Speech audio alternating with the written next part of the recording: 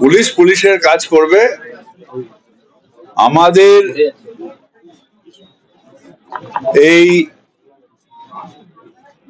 বাংলায় হিংসার কোনো জায়গা নেই।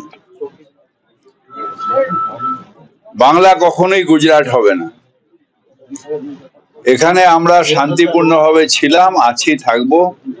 সর্বধর্ম সমন্বয় নিয়ে থাকবো। আমরা সবাই আনন্দের সাথে থাকবো।